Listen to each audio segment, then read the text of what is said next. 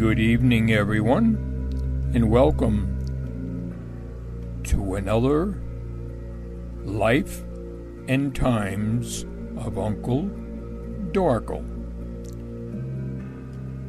On this episode, we are going to be hearing from the head surgeon at the Aflaket General Hospital.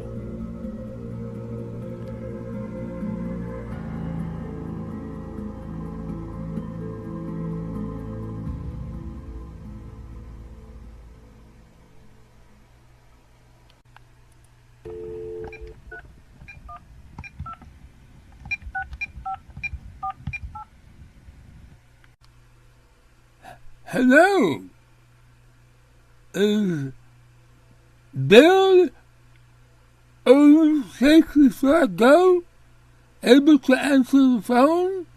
This is Dr. Flatnose calling from the Aflaket General Hospital. I'm the head surgeon, and I'd like to speak to Mr. Goat.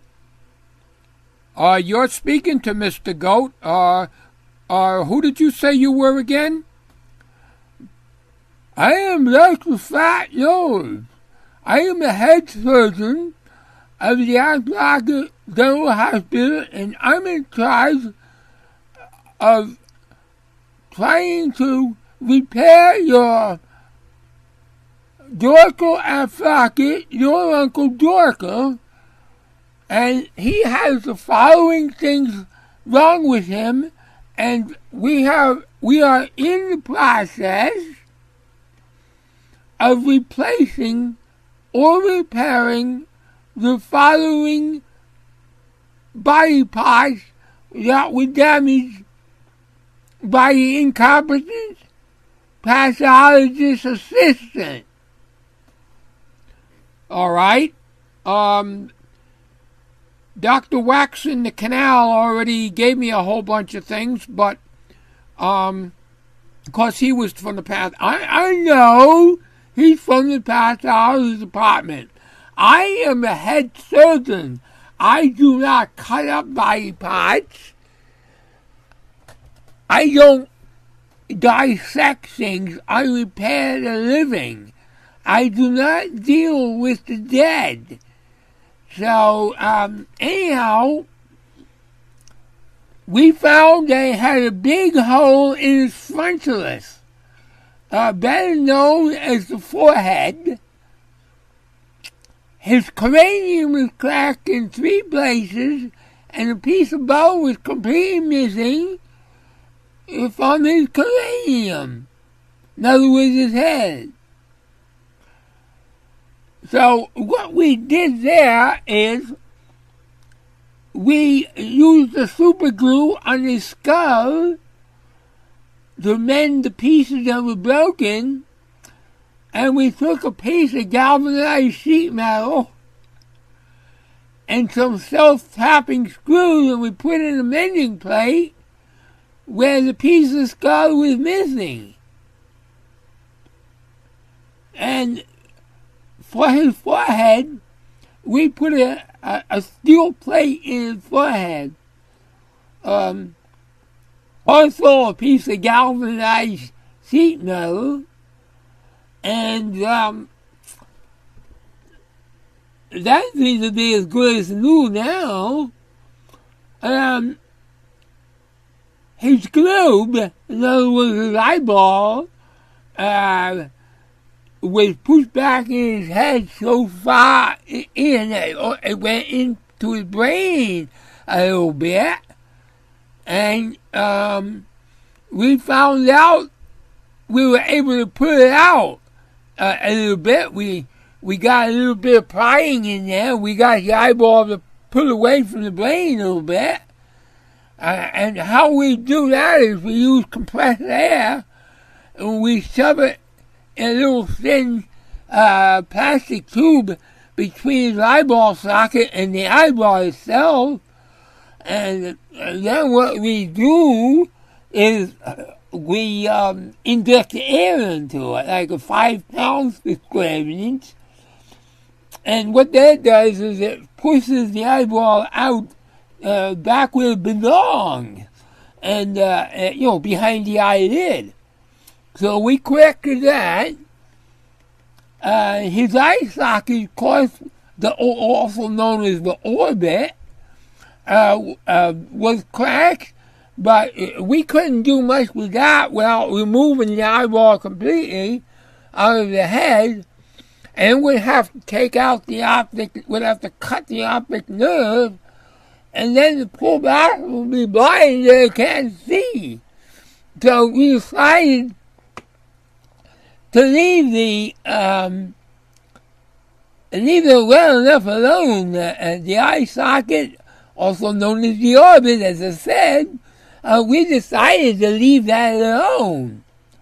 Now, the cornea was badly scratched, but we got another one from our pathology department, and they got off a cadaver, so he's got a good cornea off of a cadaver. So he'd be good as new in that eye, and the other eye's okay. So we didn't have to do anything with the other eye. His pinna, P-I-N-N-A, which of course refers to his ears, one was half off, as the pathology department said, and the other one was completely missing and was laying in the dirt where the body was found. So that probably did get knocked off with a shovel trying to bury him.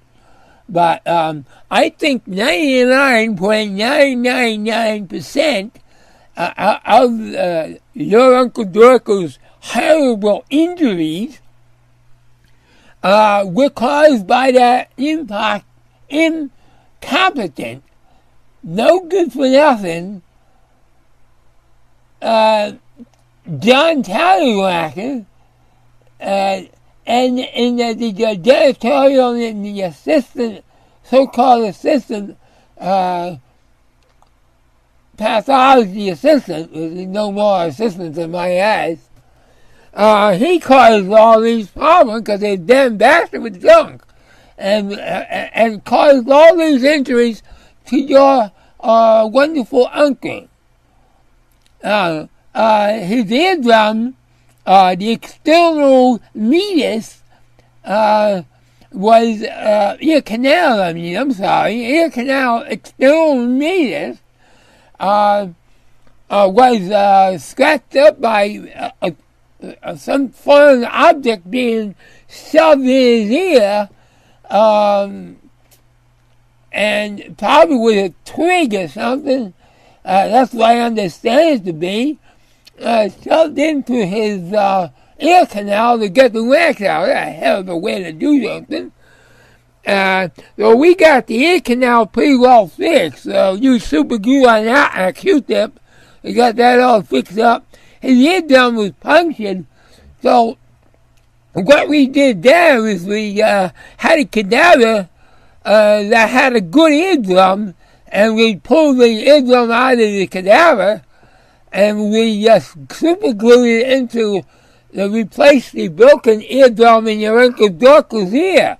So that in itself is a marvelous feat of medical technology on our department, if I do say so myself. Well, Dr. Flatnose, it sounds to me like you've come quite a ways on this big project here. How about his cheeks, and his nostrils? Do you think those will be cosmetically, in other words, will they look okay when when you're all done with them? Well, the nostrils, also called the nostrils, the nostrils a pretty good shape, and the cheeks, malar region, in other words, the cheeks, we got a plastic surgeon that I call in on from time to time that can fix them up just as good as new. So we don't have a problem with his nostrils or his cheeks. He's doing pretty good. Now, on his cheekbone, the cheekbone now, that was broken. And what we did there is the bone was literally shattered in many, many pieces. So we could not repair it.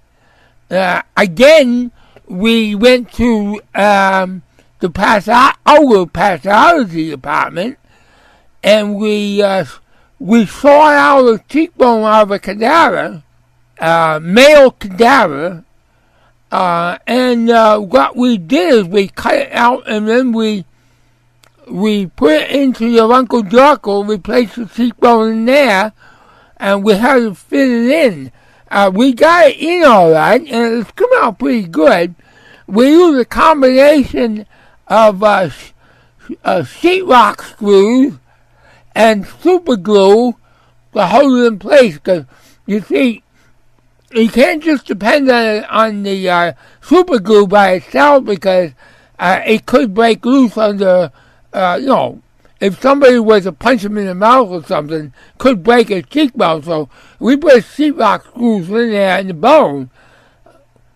Well, don't you use bone screws or stainless steel screws?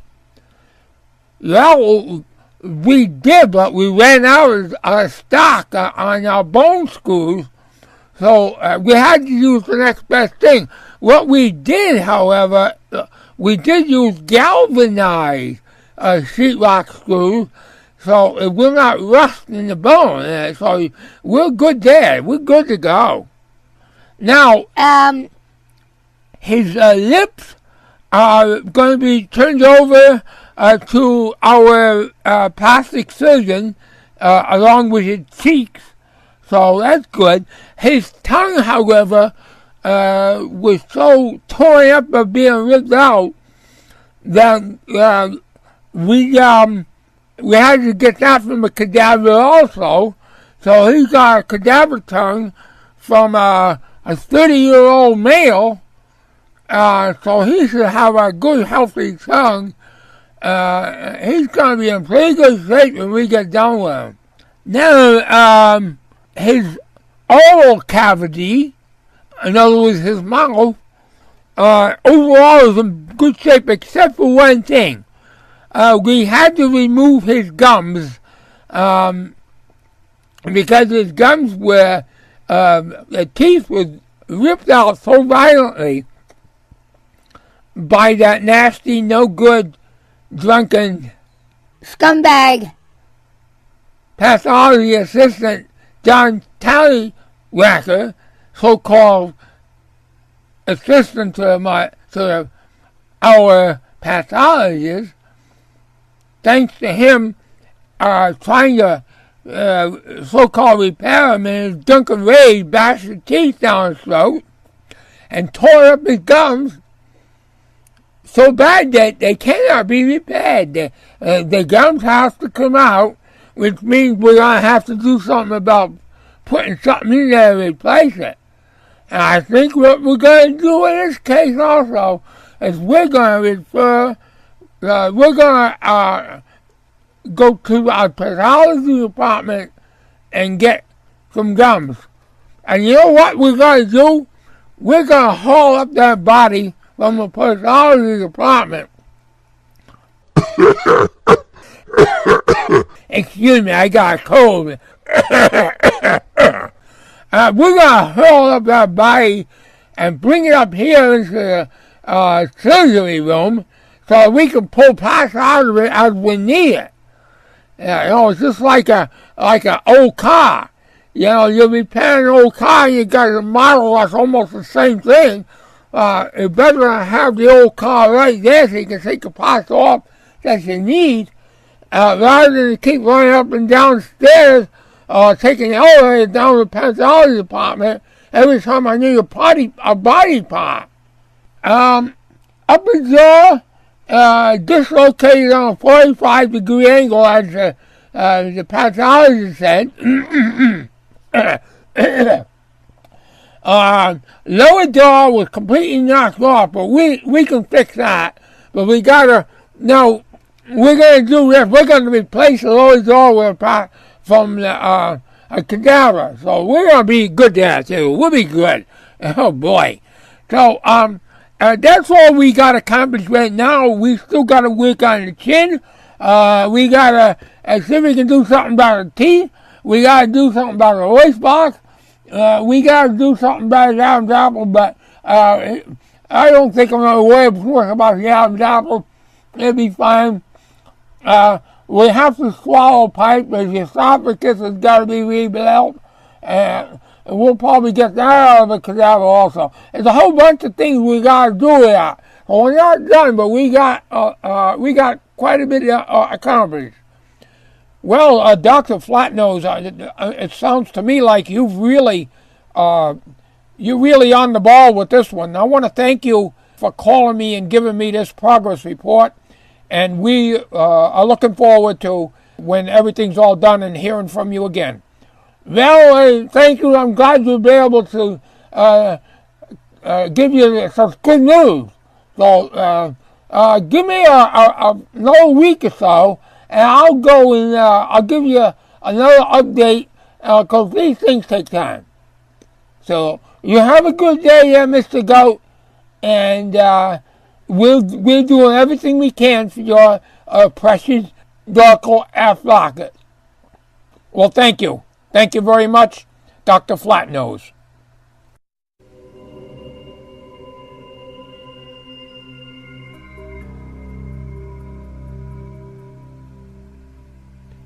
Stay tuned for another episode in the life and times of Uncle Dorkel.